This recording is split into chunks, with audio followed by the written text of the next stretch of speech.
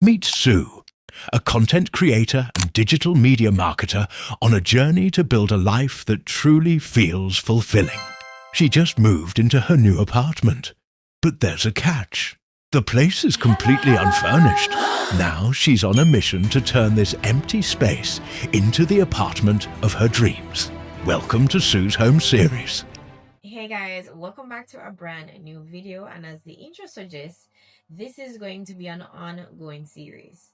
When I think about all the things that I've learned in this whole moving process and setting up the apartment, I decided it would have been really hard to kind of push everything in one. As you go through the video, you're going to see a lot of inconsistencies, like with my hairstyle, which means I am shooting at different times. There's just a lot of moving parts, and I want to share what I've learned, and I want to package it in a way that it makes sense, not just random posting, but something that is very intentional. So I'm going to take you guys along with me. Now, first things first, I would suggest you get a notebook. Now, if you're anything like me, where there's constant ideas floating in your head, you want to get a notebook so you can write down all of your ideas, because when it comes to decorating like your new space and just the whole process, for me, there's so many ideas for like how I want the decor to look, how I want the furniture to look, things that I want, things I don't want. And I think it's just um more productive if you have everything written out so you can see the bigger picture. Tip number 2, you want to know what you need versus what you already have. So before you even get into the whole moving process, I think it's important to know where you are.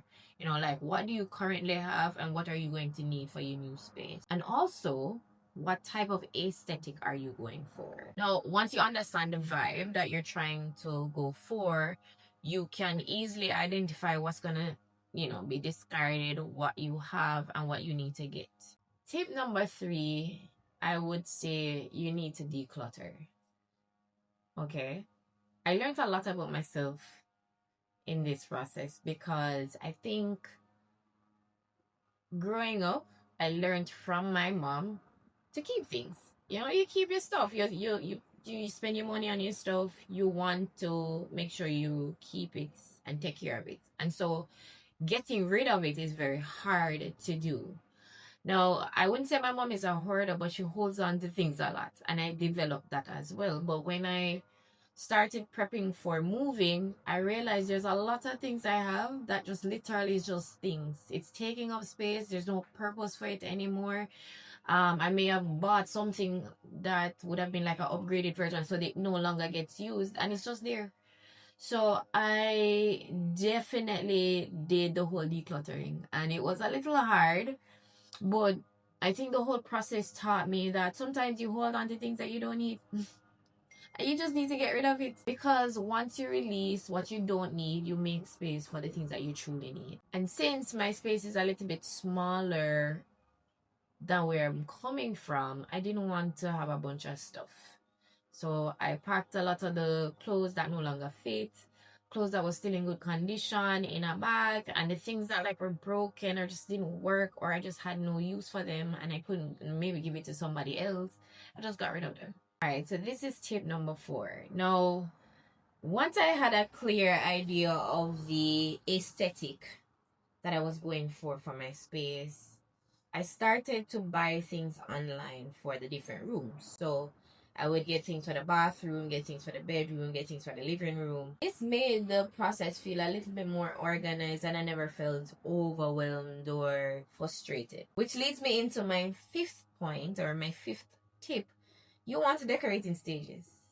Please do not overwhelm yourself with the whole moving process.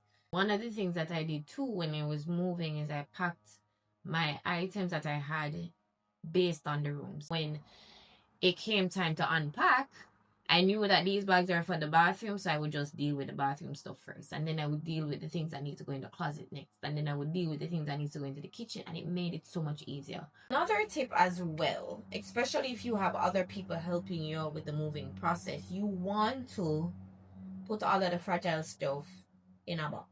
And I guess this tip is for, again, the persons who are able to move in ahead of time. I packed all of the things that I didn't need ahead of time and sent those off, and I only kept the essentials on me, so that on the move day, like the bigger stuff, I left those for last, like my bed and those things that I really needed. I left those for the last day so that I could move that on the actual day. The moving time took literally about an hour and a half. Now, the rest of the vlog is gonna be me shopping around for appliances, just comparing prices. Guys, let me just say, it is 1,000% important that you do not just buy the very first thing that you see. Please shop around. Again, remember we said that we have a list, we have a book that we're writing things down. So you're gonna write down all the things that you need. And for the things that you need, you want to shop around. Compare the prices online with the ones out here. TikTok, Instagram, for some strange reason, it clearly understood that I was moving, and so it started to push things. I guess because I kept saying words in front of the phone, so it kept pushing certain furniture stores and appliances. I asked around, I asked my friends for help, and I also searched for certain keywords when I was on social, so it started populating those type of videos. So the rest of the video is literally me going to different places to see what they have and just what the best option is. Some persons prefer doing like a higher purchase situation. Some persons prefer just paying cash so that they don't have to pay the big money in the long run. Like higher purchase, guys, as much as it seems cool and it's affordable right now, you are paying way more money long term. So I personally, because I've done higher purchase before, I've been burnt by the way. So I don't really like it, but I understand the concept of it, especially like, let's say you're doing an unfurnished space, you may want a lot of things all at once. And so the cash flow, you don't want to burn up all your cash flow just buying a bunch of things. But if you can afford it, let's say you been thinking about moving for a very long time, you can save up to until you actually get the space. Planning is so important. When you plan ahead of time, you have a lot more to work with versus when you're doing things in a rush.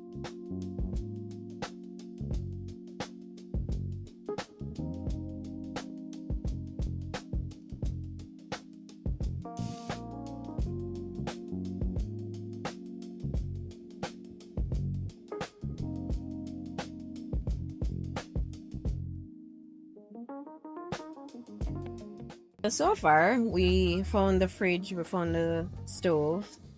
I have not yet decided on the TV stand. So because it's a studio, I'm going to use the TV stand to kind of separate the bedroom from the living room.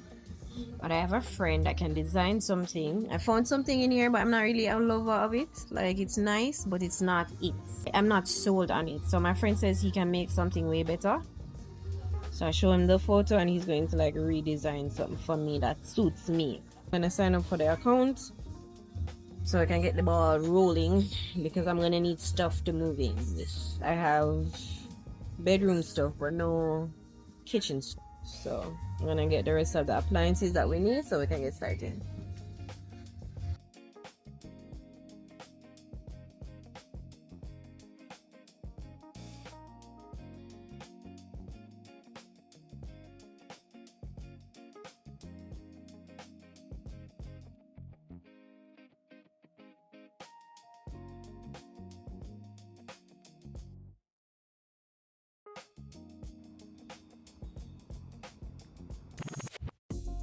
So initially I considered doing higher purchase, but after doing some research and comparing prices, I decided to buy the stove from a local Indian store and the fridge from another store.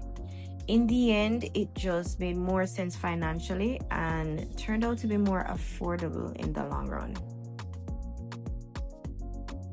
Now, one of the first things I wanted to do before moving everything in was give the bathroom a proper deep clean. Even if a space looks clean, I always feel better knowing that I've cleaned it myself and that everything is fresh and ready. Now, since this is my first time setting up the space, I wanted to make sure I started with a clean foundation. So I'm wiping down all the surfaces, cleaning the sink, scrubbing the shower area, and just making sure everything feels fresh and comfortable. 6 length of chunking 16 by 16. Then we need a 45 feet of 2.5 twin and earth flat wire. And then 20 feet of 4 mm twin and earth flat cable. This is the same thing. Electrical tape. And then 30 amp double bolt breaker. That's it. How much millions is that? How much? Before was 27 with the discount, 27,000 Bitcoin. The discount is 21,670. Oh! Why life so expensive?